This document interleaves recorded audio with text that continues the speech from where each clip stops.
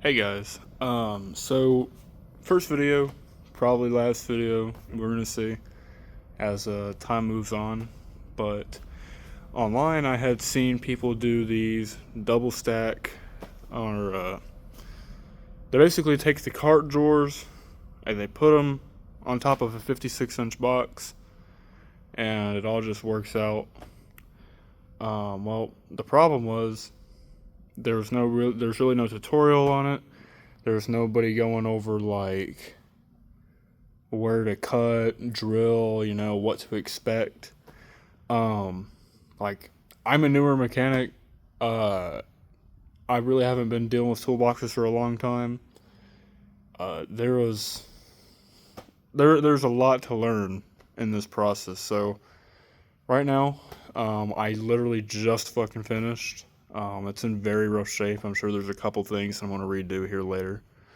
But I figured I'd make a video on it so that any of you other guys out there wanting to take your 56-inch and give it some oomph, well, here you go. So you will need to buy two Harbor Freight carts to get both of your drawers. I'd recommend also getting a new set of keys from Amazon to be able to rekey those. I have not done that. It's going to be probably later this week problem. So get you some keys, get you two carts. I already had a cart, so I just bought me an additional one today, as you can see.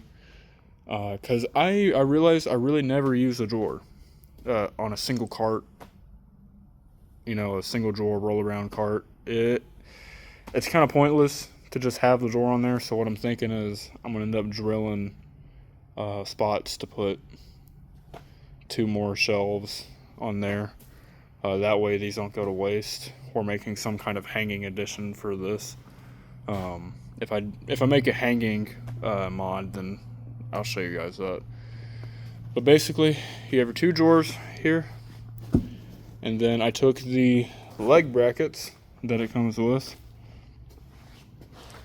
I drilled two holes through here. Now the important thing to notice about this is basically it's like a 1-inch square tube in the back. So you're going to drill through, and then you're going to drill through the other side.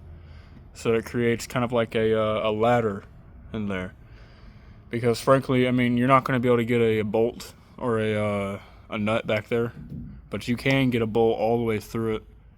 And with the right threading, it'll grip it. As long as you don't constantly like hammer it down with the impact, then you'll be good. So you want to drill these two to keep it flush against the side. This one's important to keep it pulled against the back. That way it's not bending forward. These right here, it's kind of trashy, but I mean, they're just washers and some bolts. They keep it secured to the back of your cart. The thing about this is if you care a lot about scratches on your shit, probably not the best way to do it. But if you're looking for inspiration, here's this. So you do this on both sides. What I realized pretty quickly was while the back is secure, the front, the separation between these, it gave it too much sway. So this whole top hutch could slide off, whether it be a hutch or a set of drawers, whatever you have up there. So I took the other two sets of legs, cut off the top, and then I went and I cut out a little section for this hole to come through. Secure them to both sides. Now, the drawers, they are hollow on the top. It's just the shell and then the drawer. So, here, let me see if I can get in here for you. We're going to take a look. What we got.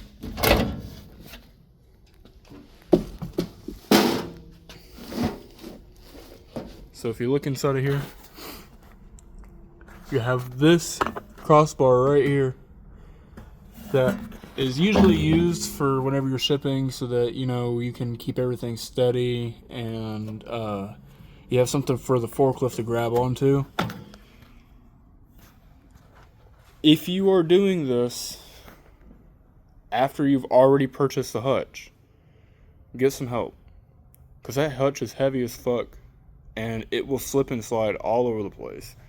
I had to angle one side up, angle the other side up, take these two, put them in sideways, and then turn them inwards. But you'll have to have this one hanging over the lip, because they fit just about perfectly on here. There's about an eighth of an inch on each side, which is normal. That's for your hanging utility boxes, like the lockers or whatever. So you're gonna have a little bit of room there, but you will need help. I tried doing this shit on my own initially. Did not work out very well. Another thing you'll probably want to do that I did not do is make sure that you're keeping your box level. I have a slight tilt in my box, so underneath here we had a I had a gap actually along here, so I put a washer up underneath there to help lift it up.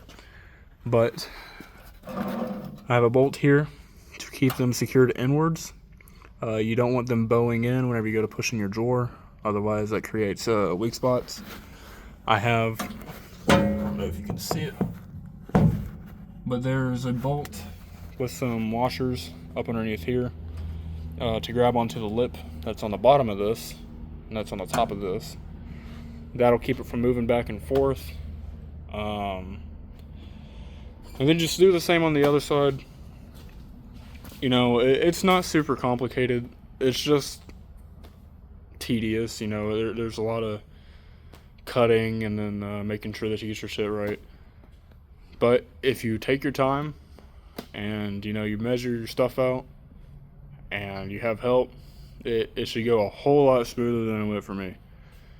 But yeah, definitely recommend this mod. I mean, frankly, in the back, you have about 4 inches. Don't ask AI about it. It'll tell you 2 inches. This shit's 4 fucking inches. But yeah, just do something with this gap. I mean, there's a lot of fucking room back there. You could probably put, you know, power strips for like, you know, old boxes. You know, if you buy a new tool, you want to keep the box for a little bit before you return it. You know, just a fucking, it's just a shelf. I don't really know what to do with that space yet. I'm sure whenever I figure it out, I'll let y'all know. But, yeah, other than that, definitely recommend. Planning on probably getting a hutch next. I want to run dual hutches. But, you know, that's a later problem. But anyway, guys, I hope you found this helpful. And if you liked it, stick around for more. If you didn't like it, then let me know what I could improve. Thanks.